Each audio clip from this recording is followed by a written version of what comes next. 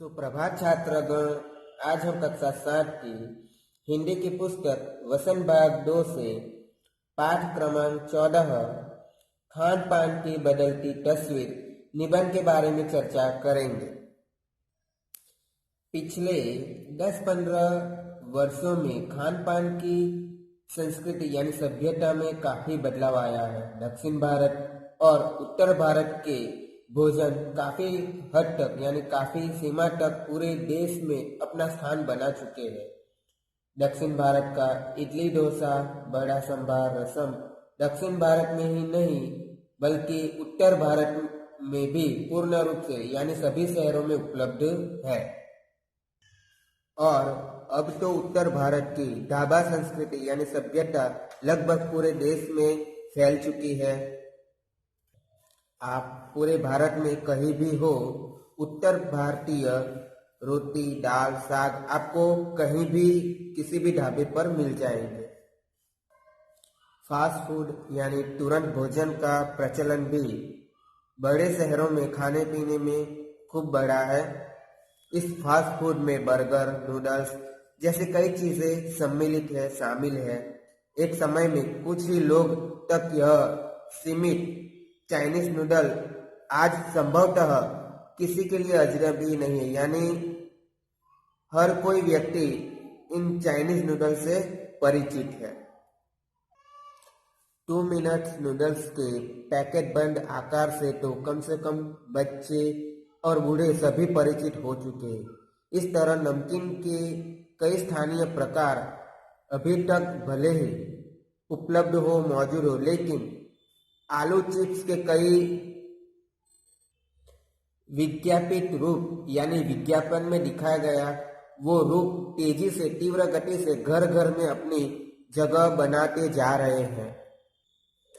गुजराती ढोकला गाठिया भी अब देश के कई हिस्सों में भागों में स्वाद लेकर खाए जाते हैं और बंगाली मिठाइयों की जो बात है उसकी केवल रस भरी चर्चा नहीं होती है, वे भी कई शहरों में अब पहले की तुलना में अधिक मात्रा में उपलब्ध है। कहने का तात्पर्य यह है कि स्थानीय व्यंजनों के साथ यानी स्थानीय पकवानों के साथ अब अन्य प्रदेशों के व्यंजन यानी पकवान जो है भोज्य पदार्थ भी हमेशा हर क्षेत्र में मिलते हैं और मध्यम वर्गीय जीवन में भी भोजन में विविधता यानी भिन्नता अपनी जगह बना चुकी है। कुछ चीजें और भी हुई है। उदाहरण के रूप में देखें कि अंग्रेजी शासन तक जो ब्रेड केवल अमीरी परिवारों के खाने पीने के विशेष स्थान तक सीमित थी, वह आज कस्बों तक यानी गांवों तक पहुंच चुकी है और नाश्ते के रूप में लाखों करोड़ों भारतीय घरों में सेकी और तली जा रही है। खाने पीने की इस बदली हुई सभ्यता से सबसे अधिक प्रभावित नई पीढ़ी हुई है, जो पहले के स्थानीय व्यंजनों के बारे में बहुत कम जानती है, बहुत कम परिचित है।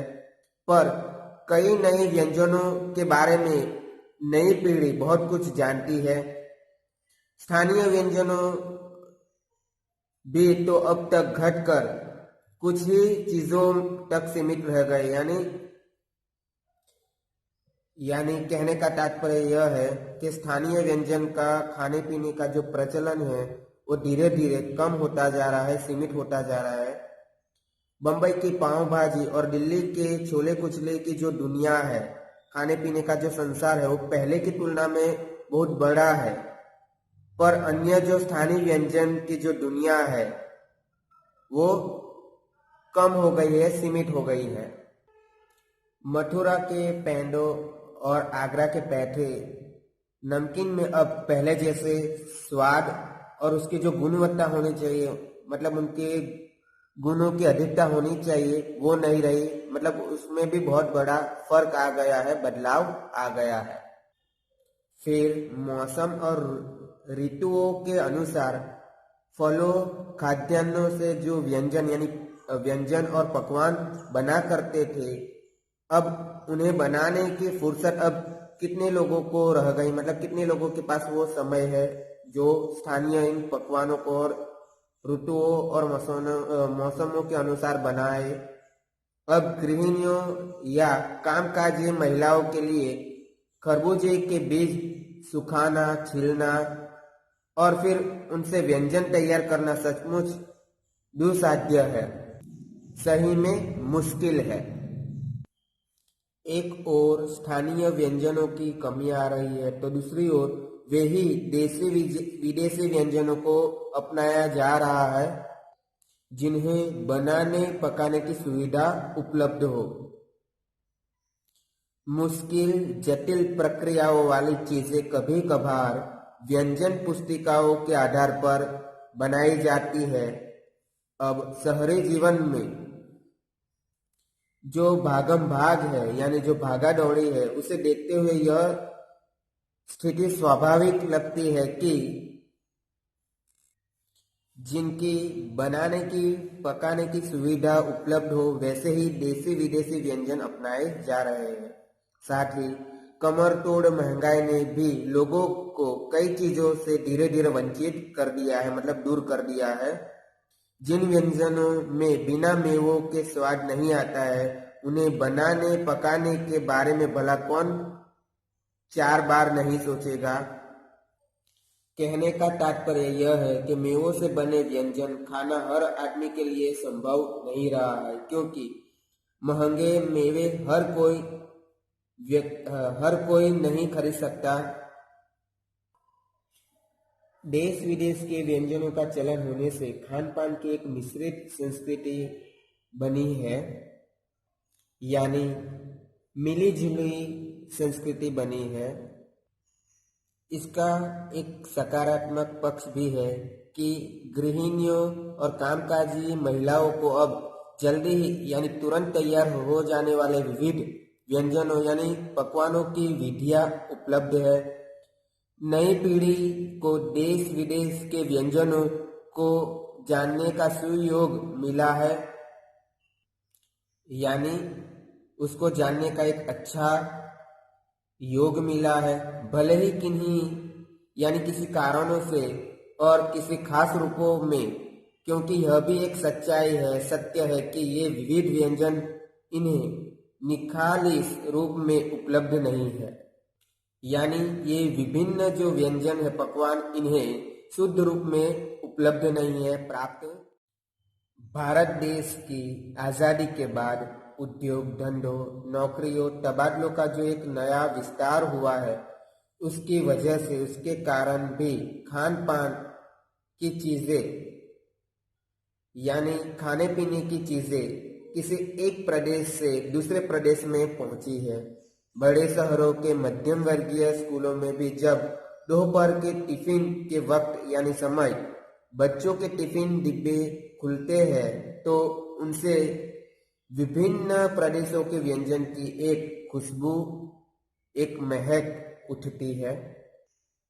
हम खान पान से भी एक दूसरे को जानते हैं, पहचानते हैं।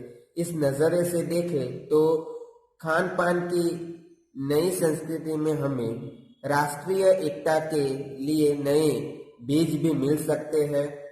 बीज भली भांति तभी अंकुरित होंगे, प्रस्फुटित होंगे जब हम खान पान से जुड़ी हुई दूसरी चीजों की ओर ध्यान देंगे।